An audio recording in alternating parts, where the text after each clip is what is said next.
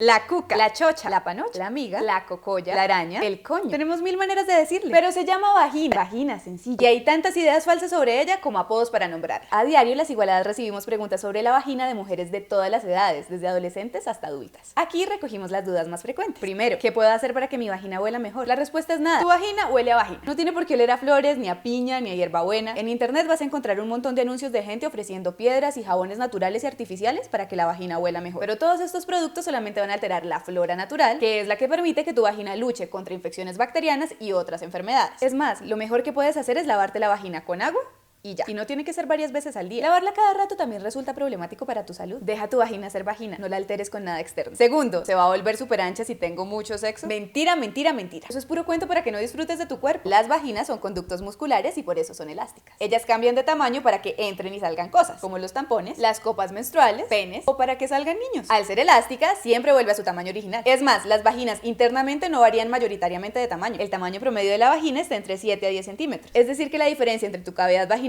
y la mía no puede ser de más de 3 centímetros. Entonces no te obsesiones con esas ideas espantosas de que tienes que tenerla chiquita y apretada. Todas esas ideas buscan hacerte sentir insegura sobre tu cuerpo. 3. ¿Todos los labios de la vulva deben ser iguales? Falso, los labios vulvares son súper distintos entre nosotras. Solo en casos muy raros y aislados el tamaño de los labios se convierte en un problema físico, que a veces genera dolor en las relaciones sexuales, irritación o infecciones. En esos casos los médicos sí recomiendan practicar un procedimiento quirúrgico, pero como les dije, de verdad es muy raro que esa cirugía se necesite. En la mayoría de los casos tus labios vaginales están bien, un poco más grandes, un poco más pequeños, pero no hay ninguna manera en la que los labios deban lucir por naturaleza o por obligación. Cuarto, que si tienes flujo es porque te enfermas. Falso de toda falsedad. Es súper normal que las mujeres tengamos descargas de flujo vaginal. Dependiendo del momento de nuestro ciclo menstrual, en algunos momentos tendremos más flujo que en otros. Tener flujo no te hace ni sucia ni enferma. Solo tienes que prestarle atención si ese flujo tiene algún tipo de alteración. Por ejemplo, si es muy abundante, si te genera piquiña, si hay sangre o si el olor o color cambia. En esos casos sí puede ser síntoma de una infección o de algo más grave. Por eso es que es importante que siempre te hagas una citología una vez al año. Quinto, que si tienes una infección vaginal es porque andas de cama en cama. Tu vida sexual es tuya.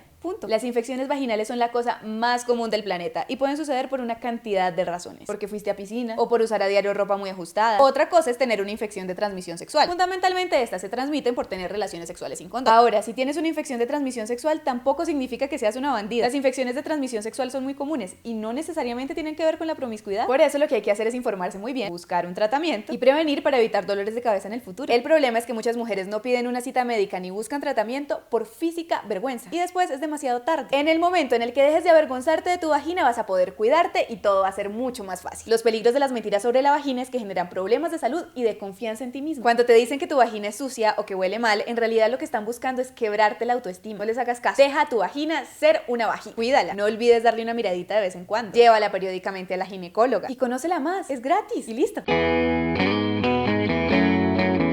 ¿Han escuchado otras mentiras sobre su vagina? Cuéntenos ahí en los comentarios de YouTube, nos encantaría leerlas. Y no olviden suscribirse a nuestro canal y activar la campanita para que les lleguen las notificaciones. Y en Instagram, y en Twitter, y en todas partes. ¡Chao!